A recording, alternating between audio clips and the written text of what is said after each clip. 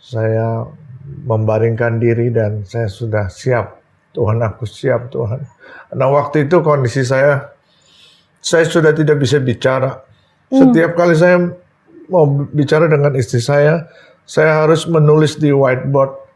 Di leher saya sudah penuh dengan cancer. Saya sudah tidak bisa makan, minum pun harus pakai sedotan. Dan saya sudah siap untuk saya pulang ke rumah Bapa di surga. Sahabat Cross Talk, bersama saya Grace Kusno dalam bincang-bincang Cross Talk berisi kesaksian daripada orang-orang yang sangat mengasihi Tuhan.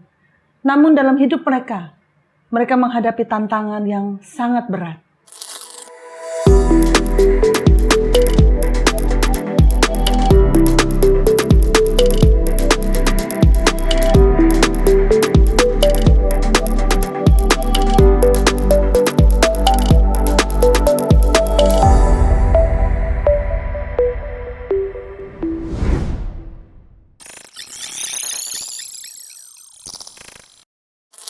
Pada kesempatan kali ini, saya ditemani oleh dua narasumber, sepasang suami istri hamba Tuhan, pendeta di kota Batam.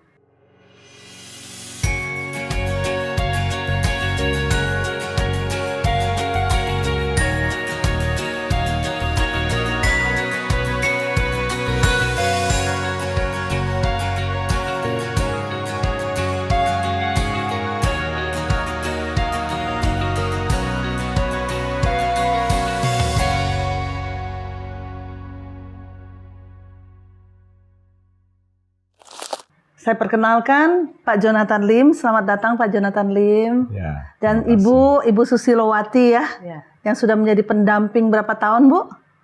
33 tahun. 33 tahun ya? Wah, lebih lama dari saya dong. Saya 32 tahun. Iya. Selamat datang. Terima kasih banyak Pak. Kita ngobrol-ngobrol santai aja ya. Karena kesaksian kita ini bincang-bincang soal ngobrol, tapi pasti akan jadi berkat buat orang. Amin. Siapapun juga pemirsa yang akan menonton acara kita. Amin ya. Amin. Ya, Pak Jonathan Lim. Sekarang kan sudah jadi hamba Tuhan ya. Punya jemaat ya di Batam ya. Berapa tahun udah jadi pendeta Pak? Saya full time-nya dari sejak 96 tahun. 1996. 27 ya? Iya. 27 tahun ya? Iya. Jadi sesudah menikah 6 tahun, kemudian kurang lebih ya 6 tahun, kemudian jadi full timer. Iya. Ibu juga sudah siap jadi hamba Tuhan waktu itu ya, istri hamba Tuhan ya. Oke. Nah sebelum itu Pak Jonathan mungkin bisa cerita bagaimana sebelum kita benar-benar masuk ke topik tantangan yang terbesar dalam hidup Pak Jonathan, mungkin bisa cerita terlebih dahulu bagaimana kisah masa kecilnya dari keluarga seperti apa gitu, kenapa sampai akhirnya mau jadi hamba Tuhan. Ya, saudara yang dikasih Tuhan, saya lahir dari keluarga Kristen. Dan orang tua semua Kristen, bahkan kakek saya seorang pendeta. Tetapi saya mengalami masa kecil yang tidak ideal, di mana orang tua saya berpisah, papa mama saya, karena mama saya sakit psikis, dan kemudian orang tua saya berpisah, dan akhirnya saya diputuskan untuk dibesarkan oleh nenek saya. Oh begitu. Nah, jadi nggak ikut papa, nggak ikut mama. Ikut papa, tapi tinggal dibesarkan oleh nenek saya. Oh iya. Dan saya mengalami masa kecil yang kurang kasih sayang ibu, sehingga di waktu saya remaja saya menjadi liar, saya terlibat pergaulan yang salah, dan saya terjebak kepada kebiasaan-kebiasaan buruk. Narkoba, kehidupan bebas dan sebagainya. Padahal waktu itu sehari-harinya masih ikut dalam kegiatan gereja-gereja dengan teman-teman, kebaktian, teman-teman gereja gitu Pak? Iya. Bahkan bakat seni saya dalam musik maupun bernyanyi itu saya terima sejak saya ikut-ikut orang tua saya ke gereja, ikut papa saya latihan musik dan sebagainya. Ya, saya mengenal dunia kekristenan jadi saya masih kecil. Betul ya. Tapi tetap saja di masa remaja saya nggak ada jaminan ya Pak. Iya, saya kehilangan arah dan saya akhirnya terjebak kepada pergaulan yang bebas. Itu karena bentuk pemberontakan karena nggak punya kasih sayang ibu atau bagaimana Pak? Ya, setelah saya bertobat dipulihkan Tuhan, saya menyadari bahwa ada kekosongan di hati saya yang seharusnya diisi oleh kasih Bapa surgawi melalui peran orang tua, papa dan mama, tetapi saya tidak mendapatkan itu dan akhirnya hati saya terisi oleh hal-hal yang lain yang bukan dari Tuhan, sehingga akhirnya mulai terikat dengan narkoba dan sebagainya. Iya. Jadi para pemirsa yang dikasih Tuhan, ternyata lahir dari keluarga Kristen, bahkan seorang kakek yang adalah hamba Tuhan, bukanlah jaminan bahwa seseorang akan pasti dekat sama Tuhan, akan pasti hidup benar gitu ya, akan pasti punya hubungan dengan Tuhan. Karena ternyata cerita selanjutnya Pak Jonathan akan menceritakan bagaimana pertemuannya Pak Jonathan secara pribadi dengan Tuhan gitu ya Pak ya. Bagaimana, silakan Pak. Iya, saya ingat sekali bagaimana perjumpaan saya pertama kali secara pribadi dengan Tuhan. Ketika saya pindah ke kota Tangerang, saya tinggal di rumah tante saya yang kebetulan juga gembala sidang. Dan suatu pagi saya mendengar hamba-hamba Tuhan sedang berdoa, menyembah Tuhan, bermazmur. Dan tiba-tiba suara mereka membangunkan saya. Dan ada kesadaran kehadiran Tuhan di dalam hati saya. Dan saya tiba-tiba diliputi oleh suatu perasaan bahwa saya memerlukan Tuhan gitu. Sampai saya secara spontan berdoa kepada Tuhan. Kalau memang Tuhan itu benar-benar ada, saya ingin hidup saya berubah. Saya ingin mengalami suatu perubahan yang radikal dalam hidup saya. Iya. Oh, jadi bahkan pada saat itu Pak Jonathan bilang kalau Tuhan benar-benar ada. Berarti selama ini walaupun sudah aktif di gereja, ikut papa dan sebagainya, tetap ternyata jauh di dalam hati Pak Jonathan masih ragu bahwa Tuhan itu benar-benar ada begitu. Karena ada beberapa hal. Pertama, masalah keluarga. Yang tidak ideal, kondisi orang tua. Dan kedua juga masalah keyakinan. Jadi saya itu merasa agama itu sepertinya sesuatu yang tidak penting. Kenapa bisa begitu Pak Jonathan? Karena saya melihat tidak ada efek yang baik dalam kehidupan pribadi saya dan keluarga saya. Jadi itulah yang membuat saya akhirnya tidak punya keyakinan yang kokoh. Betul. Sampai satu titik di mana saya merasakan bahwa saya juga sudah putus asa dengan kehidupan saya yang sudah hancur itu. Dan saya tetap memerlukan sebuah pribadi yang lebih atau kuat figur, atau lebih besar daripada Pak Jonathan sendiri. Nah itulah sampai saya mengatakan kalau memang Tuhan itu benar-benar ada. Karena selama ini saya menganggap kalau Tuhan ada, kenapa keluarga saya seperti ini? Kenapa hidup saya seperti ini? Kenapa saya mengalami kegelisahan yang menahun gitu kan? Tidak ada damai sejahtera. Tidak ada damai sejahtera. Padahal firman Tuhan berkata, damai sejahtera aku tinggalkan padamu, gitu ya Pak. Tapi kok saya nggak damai dalam hidup begitu ya Pak? Tidak ada kepuasan secara yang maksimal dalam kehidupan. Nah Pak Jonathan kan satu kali mendengar pujian di tempat tantenya Pak Jonathan, karena itu kebetulan gereja juga ya. Terus mereka memuji, berdoa, memuji, menyembah Tuhan. Itu kan sering didengar sama Pak Jonathan. Kok terjadi perbedaan saat itu? Kenapa Pak? Saya kira itu titik balik di mana sudah waktunya Tuhan untuk menyentuh saya secara pribadi dan saya meresponinya. Sehingga sejak saat itu hidup saya berubah. Saya bisa menghilangkan kebiasaan buruk saya. Puji Tuhan. Keterikatan saya terhadap narkoba tanpa rehabilitasi. Dan singkat cerita, Tuhan pertemukan saya dengan istri saya yang seorang aktivis di dalam pelayanan pemuda waktu itu. Ini sesudah perjumpaan pribadi dengan Tuhan ya Pak? Iya, betul. Jadi Pak Jonathan kemudian aktif di gereja. Kali ini dengan kesadaran dan hubungan pribadi dengan Tuhan. Ada dua hal. Pertama memang saya ingin memberikan hidup saya lebih lagi kepada Tuhan. Kedua karena istri saya waktu itu juga minta saya bantu pelayanan musik. Jadi dua hal itu mendorong saya untuk masuk dalam dunia pelayanan. Sampai akhirnya tahun 1990 saya memutuskan untuk menikah dan kami menikah tanggal 4 Maret 1990. Dan sejak itu kami berdua aktif di dalam pekerjaan Tuhan. Luar biasa ya. Sobat Cross Talk, memang ternyata Tuhan itu sangat luar biasa. Tuhan akan merespons manakala kita merasa bahwa kita tidak berdaya. Ya. Pada saat kita merasa bahwa Tuhan, saya membutuhkan sebuah pribadi yang bernama, mungkin waktu itu ragu Tuhan itu ada atau tidak, tapi sesuatu yang lebih besar, mencari kedamaian, mencari kepuasan yang tidak didapatkan. Pada saat kita hadir dan bicara demikian pada Tuhan, saya percaya Tuhan akan menyatakan dirinya kepada kita seperti Dia menyatakan diri kepada Pak Jonathan. Ya, teriakannya, kerinduannya terjawabkan, dan Tuhan sendiri yang menghampiri Pak Jonathan. Dari ketidakmampuan untuk melawan dosa, setelah berjumpa dengan Tuhan, menjadi mampu melawan kelemahan dan dosa. Oleh karena bukan kemampuannya pribadi, tapi karena Tuhan yang telah ada dalam hidup Pak Jonathan. Kurang lebih seperti itu ya Pak ya. Oke, sesudah itu bukan cukup sampai sana, Tuhan mengirimkan pendamping. Ibu yang cantik ini, Ibu Susilowati yang ada di samping Pak Jonathan. Gimana Bu? Waktu itu kenapa minta bantuan Pak Jonathan buat main musik? Emang nggak ada yang lain? Waktu itu memang agak susah ya kalau anak-anak muda untuk melayani kan, karena mereka kebanyakan nggak mau. Oh gitu ya? Jadi saya melihat di dalam dirinya ada talenta, dia suka memuji Tuhan.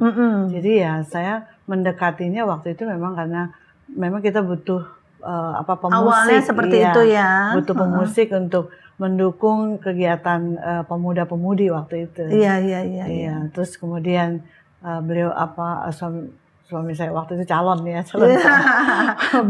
calon respon. Jadi oke, dia bilang dia dukung gitu, dia ikut. Padahal ada udang di balik batu. Nah. Iya. Waktu itu sih nggak ada katanya wah, berhubung naksir terus dimintain bantuan gitu ya Pak, kesempatan. Oke, terus gimana Bu? Iya, terus setelah itu ya semakin dekat dia membantu ya, semakin dekat ya akhirnya ya motivasinya jadi ke pribadi gitu. Jadi ya akhirnya saya juga setelah calon suami saya waktu itu bilang bahwa memang dia suka sama saya, tapi saya bilang ya kita berdoa dulu. Saya bilang gitu, berdoa, kita ikuti prosesnya, berdoa beberapa bulan. Kemudian saya juga yakin, saya yakin saya terima dia. Udah tahu masa lalunya Pak Jonathan ya Bu? Waktu itu sedikit dia cerita tentang hidup dia, tentang keluarga dia. Jadi akhirnya ya saya juga melalui doa, saya pikir saya juga udah dapat jawaban, yakin dengan dia, akhirnya ya saya terima dia. Puji Tuhan ya. Bukan kebetulan atau rancangan manusia menurut saya. Karena nanti di belakang ini kita akan mendengar bagaimana waktu tantangan terjadi dalam hidup Pak Jonathan, peranan seorang istri itu luar biasa. Mungkin kalau dapatnya bukan Ibu Susilowati belum tentu seperti ini ya Pak. Betul nggak Pak Jonathan? Iya, betul. Betul Bu. Iya. Gimana? Jadi selanjutnya sesudah itu lahirlah putri ya. Ada berapa putri ya Pak? Begini. Kami menikah tahun 1990 dan kemudian Tuhan tidak karuniai anak kandung. Jadi anak-anak yang bersama kami itu adalah sebetulnya keponakan-keponakan yang dipercayakan kepada kami untuk urus mereka. Jadi saya memperlakukan mereka seperti anak kandung sendiri. Dan puji Tuhan itu menambah kebahagiaan kami. Sehingga pelayanan saya semakin maksimal. Di dalam sebuah pelayanan, kesaksian rumah tangga kita, keluarga kita, anak-anak kita, itu sangat penting untuk mendapatkan kepercayaan baik dari Tuhan dan juga dari jemaat. Jadi singkat cerita, anak-anak tumbuh besar bersama dengan kami. 3 ya Pak? 3, ya. Wanita semua? Wanita semua. Keponakan semua ini? Iya. Tapi dari bayi ikut Bapak Ibu? Ada yang sudah remaja, ya. Jadi luar biasa. Mereka benar-benar juga bersikap sebagai anak kami gitu. Jadi kita membesarkan mereka tidak mempermasalahkan soal status keturunan, tetapi betul. Fungsi kami sebagai orang tua kami jalankan. Betul. dan terasa sampai hari ini mereka anak-anak yang baik. 2 sudah menikah dari 3 anak kami. Oke. Dan semua anak menantu kami sangat support dalam pelayanan. Dan kami merasakan itu sebagai satu hadiah dari Tuhan. Ya, bahkan ketika saya mengalami kondisi terburuk di dalam sakit penyakit yang saya alami, maka disitulah saya melihat Tuhan bekerja lewat istri, lewat anak yang Tuhan percayakan kepada kami. Luar biasa ya Pak.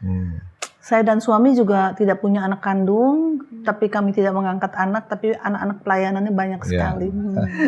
Kami menikah 91, ibu 90 ya. Oke, puji Tuhan, luar biasa, kesaksian yang luar biasa. Baik, nah sesudah itu kita akan lanjutkan Pak mengenai proses yang sangat berat ini bagi kehidupan Bapak dan Ibu. Berapa tahun menjadi full timer, menjadi hamba Tuhan, baru mengalami sakit penyakit? Berapa tahun, Pak? Ya, saya mulai melayani secara full time tahun 1996. Jadi Tuhan persiapkan dari menikah 1990.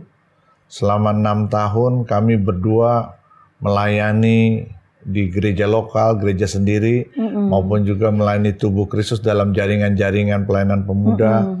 Nah, rupanya semua itu adalah proses di mana Tuhan sedang mempersiapkan kami untuk melayani secara full time. Begitu ya. Ya, tahun 96 kami ke Batam, ada seorang hamba Tuhan senior kami yang meminta kami untuk bantu di Batam. Dan sejak itu kami mulai secara aktif menjadi pemimpin di dalam satu gereja. Awalnya adalah pemimpin pujian penyembahan. Tapi dari tahun 2001 ketika pemimpin kami mendelegasikan kepemimpinan di gereja itu, kami mulai memimpin sebagai seorang pemimpin jemaat di gereja itu. Nah, dan proses yang kami alami sebetulnya cukup panjang. Tuhan mulai bersihkan kami dari masalah rumah tangga, pemulihan rumah tangga. Terus dalam masalah ekonomi juga, bagaimana kami harus melewati masa-masa sulit di dalam pelayanan karena masalah ekonomi. Dan yang terakhir adalah masalah kesehatan. Jadi saya seperti melihat kehidupan Ayub dalam diri saya. Ayub pertama mengalami di mana harta bendanya habis. Demikian juga dengan kami ya. Waktu kita ke Batam, semua aset, semua tabungan habis karena kami harus korbankan untuk kami bisa survive di dalam pelayanan. Nah, tetapi Tuhan akhirnya pulihkan kondisi finansial kami. Nah, secara rumah tangga kami juga mengalami pemulihan setelah saya ikut satu camp tentang kemaksimalan seorang pria dan istri saya juga ikut camp tentang bagaimana menjadi seorang istri yang bijaksana. Kami dipulihkan Tuhan. Tapi setelah keuangan dipulihkan, rumah tangga dipulihkan, satu hal lagi ujian kami yang paling berat menurut saya adalah kesehatan saya. Mengalami masalah di mana saya kena penyakit kanker kelenjar getah bening atau limfoma dengan stadium yang cukup tinggi yang menurut dokter tidak ada harapan untuk sembuh. Itu berapa tahun setelah jadi full timer di Batam, Pak? Saya terkena penyakit itu tahun 2015. Berarti 19 tahun setelah saya full time. Itu shock banget ya Pak? Wah, pasti. Pasti kan selama ini di gereja mengajarkan Tuhan menyembuhkan, begitu ya Pak ya? Tiada yang mustahil, oleh bilur-bilurnya kamu telah menjadi sembuh. Nah, bayangan kita kan tumpang tangan aja, oles minyak aja, sembuh deh gitu kan. Ternyata gimana Pak prosesnya? Pada waktu itu, saya tidak bisa menerimanya waktu itu. Setelah dokter memvonis di Batam, di Johor, di Malaka, 3 rumah sakit, 3 dokter memvonis itu positif cancer, saya tidak dapat menerimanya. Karena dari ketiga dokter, ketiga rumah sakit itu, tidak ada satupun yang dapat menjelaskan apa penyebabnya cancer itu datang, cancer itu muncul. Emang dunia kesehatan juga nggak bisa menjelaskan sih Pak. Nah, jadi saya mencoba, mencoba untuk mengevaluasi, memeriksa apa yang salah. Ya. Apakah penyakit ini datang karena hukuman? Karena dosa. Karena dosa. Ya. Nah, dan apakah dari jemaat atau dari teman-teman pelayanan atau dari orang-orang yang sempat dilayani oleh Pak Jonathan juga pernah berkata demikian, Pak Jonathan dosa kali makanya kena. Memang tidak ada perkataan seperti Tidak ada. Itu munculnya dari pikiran saya sendiri. Tuduhan diri sendiri, mungkin ditaruh oleh kuasa gelap gitu ya Pak Jonathan. Iya. Oke. Dan yang saya sangat bersyukur kepada Tuhan adalah istri saya tidak menghakimi saya. Okay. Dan dia sangat percaya bahwa saya bisa sembuh dan bisa melewati masa-masa sulit. Oke, mungkin Ibu Susilowati bisa ceritakan waktu dengar suami divonis seperti itu, gimana perasaannya Bu sebagai seorang istri? Ya, waktu vonis pertama ya kaget ya. Kaget ya Bu. Karena tidak menyangka kan. Karena kami makan sama. Semua sama gitu kan. Jadi saya kaget juga awalnya. Tapi nggak percaya juga apa benar gitu. Terus akhirnya kedua dan ketiga periksa lagi sama hasilnya. Ya udah, yang terakhir saya agak lemes gitu. Jadi saya bilang papi aja yang masuk ke ruang dokter untuk hasil yang pembacaan dokter hasilnya. Ketiga ya. Ketiga, iya. Jadi saya nunggu ya di ruang tamu. Saya takut nggak kuat ketika hasilnya sama gitu kan. Oh iya. Ternyata dia ditemani dengan salah satu staf. Iya. Jadi hasil ternyata di dalam itu ya itu hasilnya sama. Jadi waktu dia keluar dia dalam kondisi dia lemes, dia kasih tahu ini memang positif kanker. Jadi dia bilang harus kemo, segera kemo. Ya saya cuma terdiam di ruang tunggu itu, saya terdiam duduk bersama dengan istri staf itu kan. Ya udah kami sempat nangis di situ karena sedih juga kan, kenapa harus kami alami gitu kan. Terus kemudian staf ini bilang, ayo kita keluar, jangan di rumah sakit ini terus, nanti kita sedih terus. Dia bilang, jadi kami keluar menghibur diri kami sendiri gitu, berempat waktu itu ya. Menghibur diri gitu, sambil ya bertanya juga sama Tuhan, apa ya kenapa gitu. Kenapa diizinkan seperti ini? Betul, kenapa Tuhan izinkan ini terjadi. Tapi akhirnya ya udah kami terima ya jalani prosesnya. Betul. Jalani proses, kami pulang ke Batam, ya disitulah kami jalani, kami berdoa. Sebenarnya kami juga minta mujizat dari Tuhan supaya pasti disembuhkan total gitu. Nggak harus kemo, ya tapi ya pikiran kita ya berbeda dengan pikiran Tuhan. Akhirnya ya ada saran dari teman hamba Tuhan yang sama juga anaknya kena sakit cancer juga, kanker juga. Terus kami disarankan untuk pergi gitu ke satu daerah. Tetapi sebelumnya ada jemaat ajak suami saya, dia pergi ke berobat alternatif ke Sinsay ya? Iya, Sinsay di Singapura. Jadi seminggu sekali mereka berdua ke Singapura untuk ke Sinsay itu. Nah jadi minum ramuan obat-obat Cina kayak gitu ya.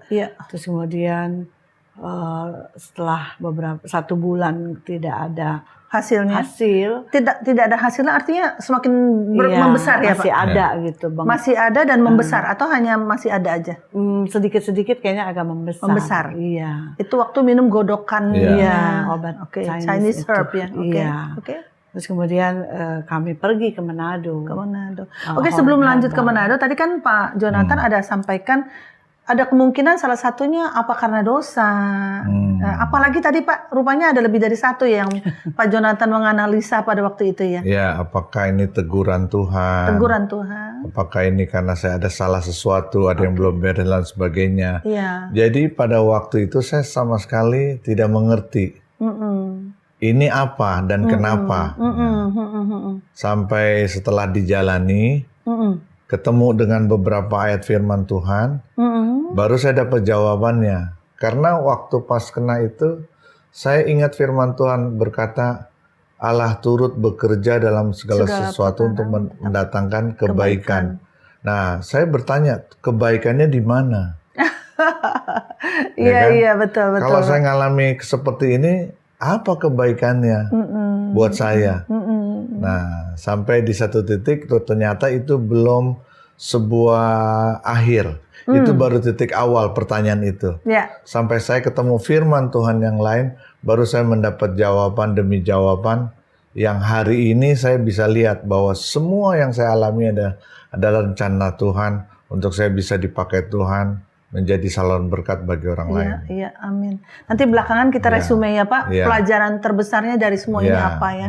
Jadi balik lagi waktu Ibu cerita bahwa disarankan untuk pergi ke Manado untuk kembali pakai pengobatan alternatif begitu ya. Oke. Dan selama sebulan kalau saya nggak salah, betul ya.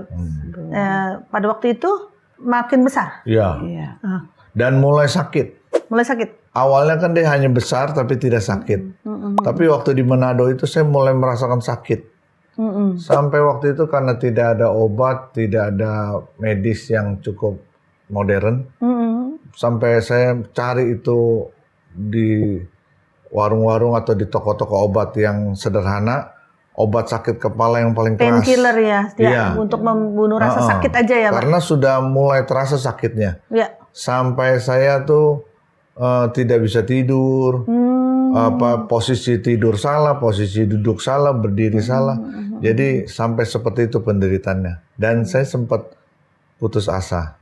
Sebelum akhirnya saya ketemu dengan firman Tuhan yang menguatkan saya dan menginspirasi saya untuk menulis lagu sebagai sebuah ekspresi daripada perasaan saya pada waktu itu. Itu di Manado waktu itu? Iya. Menciptakan satu lagu yang saya sempat dengar nih kalau nggak salah, Mazmur 23 ya Pak? Iya, betul. Ada gitar, kalau ada gitar suruh nyanyi nih.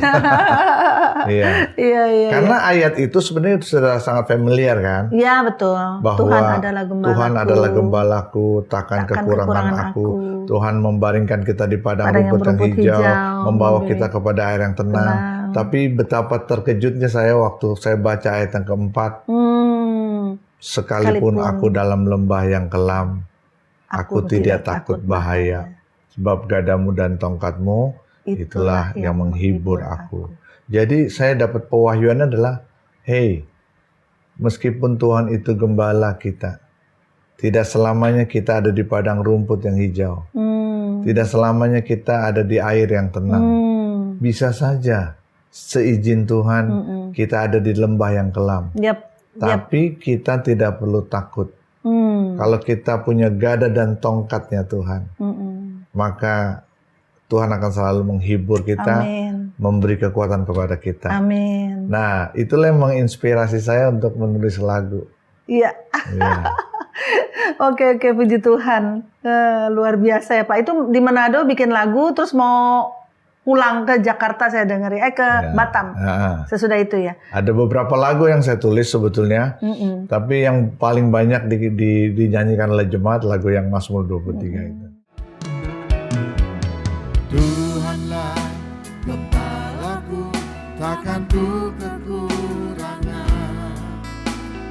Ia membaringkanku di padang rumput yang hijau. Ia membimbingku ke air yang tenang, menyegarkan jiwaku dan menuntutku ke jalan yang benar. Sekalipun ku berjalan dalam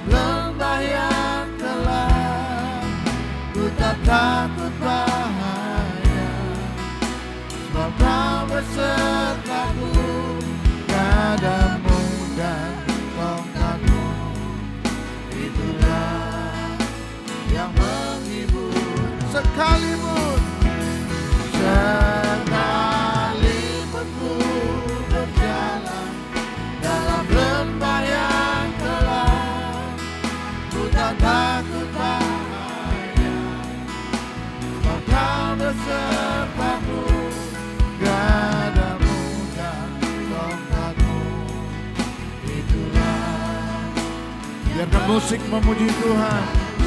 Jadi Pak Jonathan setelah dapat firman seperti itu, saya dengar sempat juga saking sakitnya sudah berpikir bahwa hari itu akan meninggal gitu ya. Betul ya Pak Jonathan ya? Betul. Jadi itu di Manado. Di Manado ya. Yang tadi saya bilang, rasa sakitnya itu udah mulai over. Jadi yang tadinya hanya sesekali, jadi lebih sering. Iya. Dan istri saya pun panik. Sempat panik karena tidak tahu mau berbuat apa. Dia nggak bisa buat apa-apa karena rasa sakitnya itu terus menerus. Nah disitulah di dalam hati, tapi saya tidak bicara sama istri saya. Di dalam hati saya berkata begini, Tuhan, kalau memang lewat penyakit ini saya harus dipanggil Tuhan, saya siap. Tapi Tuhan, saya punya permintaan, biarlah saya dipanggil Tuhan di rumah yang Tuhan berikan kepada saya. Dan saya sungguh-sungguh siap waktu itu untuk kembali kepada Bapa di surga.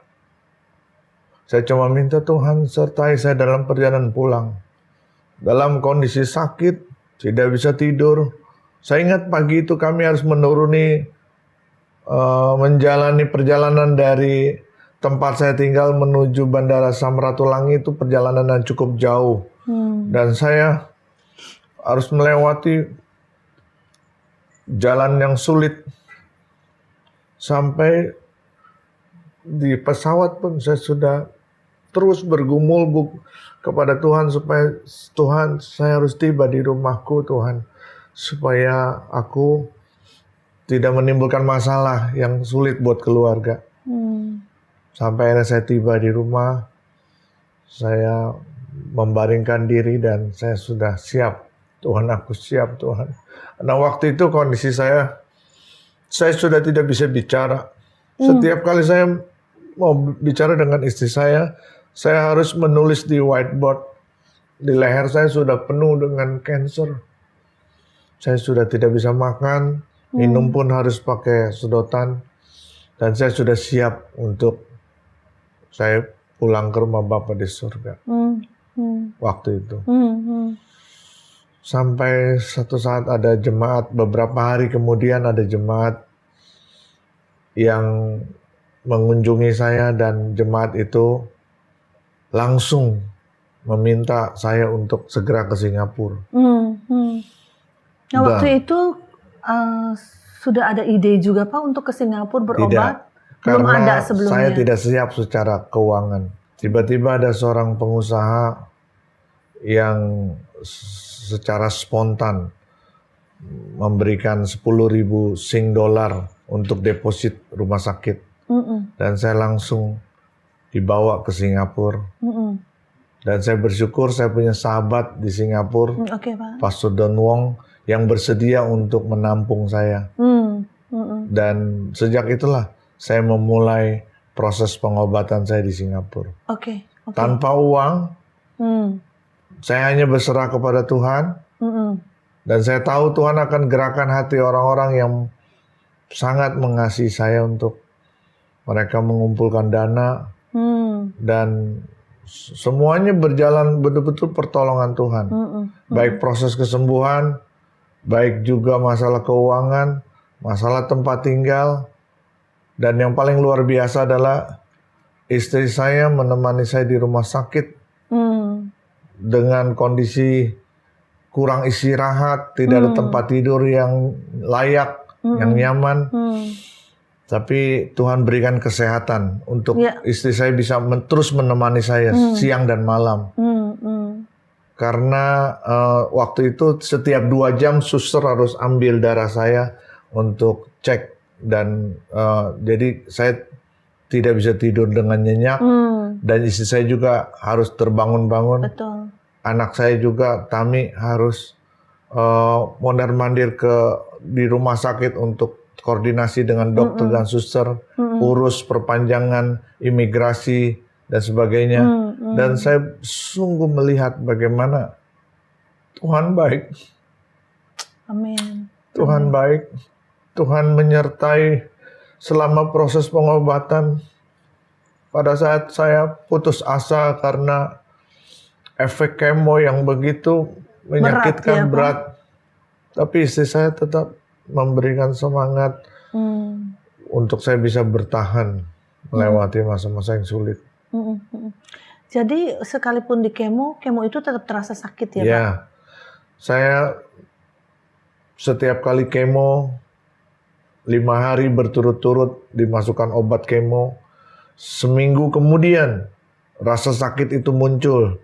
Dari ujung rambut sampai ujung kaki semuanya sakit. Saya harus minum paracetamol 500 mg 2 butir setiap 3 atau 4 jam untuk meredakan rasa sakit. Dan itu sebabnya saya merasakan bahwa saya sungguh-sungguh ada di lembah yang kelam. Saya benar-benar merasa Tuhan, tidak ada apapun yang bisa kita andalkan. Ketika rasa sakit itu muncul, saya sambil menangis, saya bisa berseru, Tuhan Yesus tolong aku. Tuhan Yesus tolong aku. Tuhan Yesus tolong aku. Hanya itu yang bisa saya lakukan. Jadi ayat yang Pak Jonathan dapat di Manado, sekalipun aku berjalan dalam lembah kekelaman, ternyata harus melewati lembah kekelaman tersebut, betul. Ya Pak. Sampai ketika saya dapat firman Tuhan tentang Lazarus, ketika Tuhan Yesus diberitahu Lazarus sakit, Tuhan berkata penyakit itu tidak akan membawa kepada kematian. Oleh penyakit itu nama Tuhan dimuliakan. Oke. Itu selama proses kemo itu dapatnya ya Pak ayat tersebut ya? Ya. Dan waktu saya sudah tidak bisa lagi membaca dengan bersuara, saya rekam. Saya suruh anak saya rekam ayat itu dan saya dengerin berulang-ulang, sampai firman Tuhan itu menjadi sebuah keyakinan, menjadi sebuah iman. Disitulah saya mengerti bahwa iman timbul dari pendengaran akan firman Tuhan. Saya yakin Tuhan, penyakit ini tidak akan membawa aku kepada kematian, tapi nama-Mu akan dipermuliakan. Amin, amin. Gitu. Walaupun proses harus dijalani ya Pak. Oh iya. Ekspektasinya tentunya mujizat secara instan ya. Pasti. Tapi ternyata harus melewati semua proses pengobatan yang ternyata menyakitkan. Juga menyakitkan. Dan akhirnya melihat Pak Jonathan seperti sekarang dapat sehat seperti ini, bisakah kita berkata bahwa kesembuhan itu lewat proses pengobatan pun adalah mujizatnya? Ya, itu bagian. Jadi Tuhan menyembuhkan lewat medis, juga lewat jamahan secara langsung. Saya yakin itu. Karena tidak semua orang terkena kanker di kemo bisa survive, bisa sembuh, tidak semua. Betul. Betul. Bahkan ada orang-orang yang berobat di rumah sakit yang lebih terkenal, dokter yang lebih terkenal dan obat-obat yang begitu canggih, belum tentu bisa survive. Betul. Saya merasakan ketika berangsur-angsur kanker itu mengecil, saya merasakan semua itu mujizat. Iya. Ada tangan Tuhan yang kita tidak lihat, itu menyentuh bagian-bagigian tubuh kita yang sakit. Dan Tuhan punya alasan, betul nggak Pak Jonathan, bahwa kenapa untuk kasus Pak Jonathan dia tidak melakukan tindakan penyembuhan secara supranatural dalam arti kata instan, yang mujizat yang instan. Saya senang menyebutnya sebagai mujizat yang instan, karena dengan lewat dokter pun itu tetap mujizat. Seperti Pak Jonathan katakan, tidak semua orang yang di kemo bisa survive, para pemirsa. Tidak semua orang-orang yang mengalami pengobatan paling mahal, paling canggih, keluar negeri bisa survive dari kanker. Apalagi Pak Jonathan divonis berapa lama Pak waktu itu?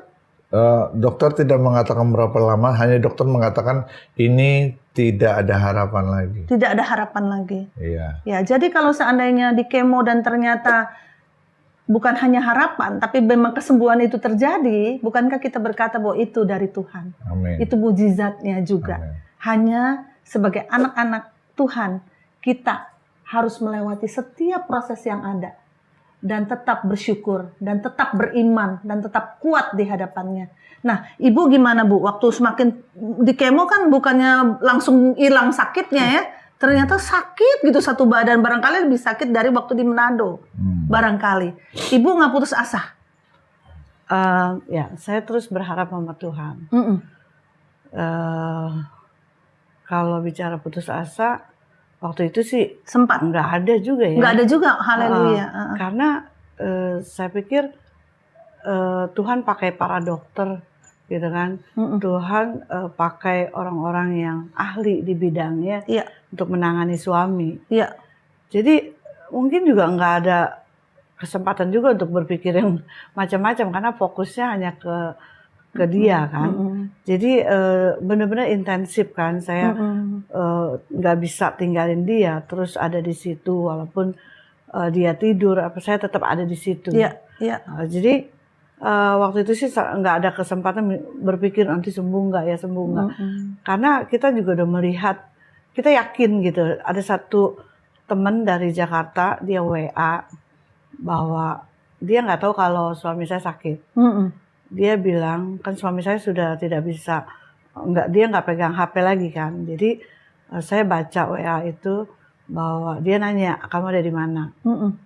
Dia bilang dia berdoa, dia ada satu pernyataan dari Tuhan bahwa suami kamu akan ditangani oleh orang-orang yang ahli di bidangnya. Puji Tuhan. Gitu. Dalam hal ini kan kita terus ngobrol berdua. Saya kasih tahu, bukan ngobrol, saya kasih tahu ada WA seperti ini dari hamba Tuhan ini.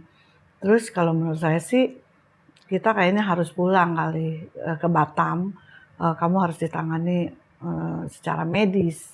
Karena kata-kata itu kan dibilang kamu akan Tuhan akan pakai orang-orang yang ahli di bidangnya gitu. Jadi saya pikir ini kita mungkin harus ke dokter. Oh ini waktu di Manado ya Ibu dapatnya ya? Iya itu udah mau akhir-akhir saya bilang ayo pulang, saya mau pulang. Ya, tapi jadi suami saya nggak mau pulang.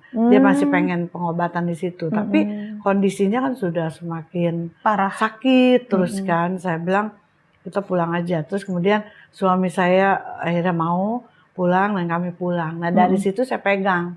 Ya ini mungkin pernyataan ini benar-benar dari Tuhan. Jadi saya ada keyakinan bahwa Tuhan akan sembuhkan melalui medis, gitu, tangan-tangan dokter. Nah dari situlah saya sih awalnya ke Singapura tuh saya bilang sama suami kita konsultasi aja ke dokter yang rekomendasi dari Pastor Don Wong ini. Jadi oke, dia bilang suami saya setuju. Oke, kita akan ke sana dan ternyata dari dokter itu menjelaskan tentang kemoterapi. Ya. Jadi kami berdua ada damai sejahtera ketika mendengar dokter itu bilang harus kemo. Tapi dia bilang Tuhan yang menyembuhkan. Dia bilang betul. Karena memang tidak ada harapan, ini terlalu besar. Dia bilang ini udah agak terlambat. Jadi dia bilang seperti itu. Akhirnya saya bilang oke, kita sepakat. Walaupun waktu itu belum tahu dananya dari mana. Tapi dokter itu luar biasa Tuhan pakai. Dia bilang kalau pastor belum ada dana untuk waktu itu deposit ya, pakai uang saya dulu. Luar biasa Tuhan kirimkan. Carmen Wong ya dokter saya Tuhan, juga. Ya Tuhan tuh mengirimkan orang-orang yang luar biasa. Ya, betul, Ya, betul. terus juga waktu itu ada Kabili juga selalu mendampingi kami. Ya, waktu itu jadi itu juga kekuatan buat kami ya, didukung gitu kan. Jadi saya bilang, wah, semakin yakin oke, kita jalani aja kemo. Saya bilang nggak tahu duitnya dari mana. Yang penting kita kemo, nanti Tuhan yang sediakan. Amin. Betul. Jadi kalau saya lihat kesaksian Pak Jonathan dan Ibu ya, saya jadi berpikir demikian bahwa mungkin ya, kalau koreksi kalau saya salah. Saya terinspirasi hari ini Pak, bahwa keputusan Pak Jonathan untuk mau mencoba alternatif bukanlah keputusan yang salah. Artinya kalau Tuhan izinkan, pasti Tuhan punya maksud. Nah, dengan berobat alternatif, kan kondisi makin parah, makin besar, makin besar. Nah, sampai bahkan dikatakan sudah terlambat. Tapi kenyataannya tidak ada kata terlambat bagi Tuhan. Jadi dengan Pak Jonathan berobat secara medis, kemudian bisa mengecil-mengecil dan bahkan sembuh, yang secara medis sudah bilang udah susah gitu kan. Bukankah namanya lebih dipermuliakan lagi? Karena kan itu kondisinya dalam kondisi yang memang susah sekali. Iya. Secara manusia tidak akan bisa sembuh. Iya. Iya. Belum tentu kemo bisa sembuh juga. Iya. Stadiumnya menurut saya sudah cukup lanjut kalau Iya. udah sebesar itu dan menyebar ke bagian tubuh lain, saya dengar Iya. ya Pak. Iya. Ya, memang sekali lagi kisah tentang Tuhan Yesus membangkitkan Lazarus itu menginspirasi saya. Ketika Tuhan Yesus diberitahu Lazarus sakit, dia tidak segera datang. Betul, Ada beberapa waktu dia menunda. betul. Ternyata penundaan itu adalah ada tujuannya. Iya, Bagaimana supaya nama Tuhan dimuliakan, Iya, mujizat Tuhan Iya. dinyatakan. betul. Nah, saya terasa sekali dalam hidup saya bahwa kenapa nggak langsung aja saya. Iya, iya. Nah, jadi memang proses-proses yang tadi kita sudah ceritakan itu adalah membuktikan bahwa Tuhan itu berdaulat penuh atas hidup kita. Amin. Tuhan bisa buat apa saja Yap. dalam hidup kita. Yap. Ya kan, meskipun menurut dokter terlambat dan sebagainya, tapi kalau Tuhan mau sembuhkan, nggak ada yang bisa menghalangi. Betul. Terjadi Ya. kesembuhan. Iya. Dan saya melihat memang campur tangan Tuhan luar biasa. Iya. Sampai satu ketika saya baru terjawab pertanyaan saya, di mana kebaikan Tuhan Lewat ini semuanya. lewat ini semuanya. Nah, di titik akhirnya baru terlihat, oh ternyata saya ngalami ini hanya untuk menjadi sebuah bukti bahwa Tuhan yang saya sembah adalah Tuhan yang hidup, Amin. Tuhan yang berkuasa, Amin. Tuhan yang sanggup melakukan segala perkara. Memang pahit di depannya, tapi manis di belakangnya. Ya, Amin, amin. seperti kita makan buah yang ada ujungnya pahit, ada ujungnya manis. Ya, terlebih dahulu kita makan yang pahitnya supaya di akhirnya manis. Ya, Nah, kira-kira seperti itulah. Pada waktu dimulai dari vonis dokter, dimulai dari harus berobatkan sana kemari, melewati rasa sakit yang luar biasa, itu pahit sekali kan. Yap, yap. Tapi begitu berangsur-angsur sembuh, manisnya mulai kerasa. Oke. Saya melihat penyertaan Tuhan sampai satu titik saya berkata, yes Tuhan, semua indah pada waktunya. Amin. Amin. Semua indah. pada Jadi berapa bulan proses kemoterapinya Pak? sekitar 7-8 bulan lah. Ada di Singapura terus waktu itu? Iya, dan kadang-kadang ketika sudah mulai agak Enakan. membaik, saya bisa pulang ke Batam. Batam. Karena Singapura ke Batam Dekat kan sekali. dekat. Iya. Ya, Gitu. tinggal naik itu ya, ferry. Iya. Ada satu hal lagi yang mungkin saya perlu ceritakan. Ini tentang iman ya. Oke. Pada waktu saya sakit menjalani proses kemoterapi, sementara mama mertua saya atau mama istri saya itu sedang berjuang juga melawan diabetesnya, sampai harus diamputasi kakinya dua-duanya. Dan singkat cerita akhirnya Tuhan memanggil mama mertua saya, dan itu pas saya sedang sakit. Jadi istri saya ini harus bolak-balik Singapura ke Tangerang. Di Tangerang mamanya sedang berjuang juga melawan penyakit diabetesnya. Di Singapura saya sedang berjuang juga melawan kanker saya. Nah, jadi saya melihat Tuhan itu berikan karunia iman. Bukan cuma iman yang biasa, tapi karunia iman untuk istri saya bisa tabah melewati Betul. tantangan itu. Ya. Suami sedang berjuang dengan kansernya, mamanya sedang berjuang dengan diabetes, dan akhirnya dipanggil Tuhan. Jadi di situ saya bisa melihat bahwa Tuhan itu memberikan kekuatan yang luar biasa kepada istri saya. Iya. Betul, Dan saya betul. lihat dia bisa hadapi semua itu dan bisa tetap tabah. Betul. Itu luar betul, biasa. betul.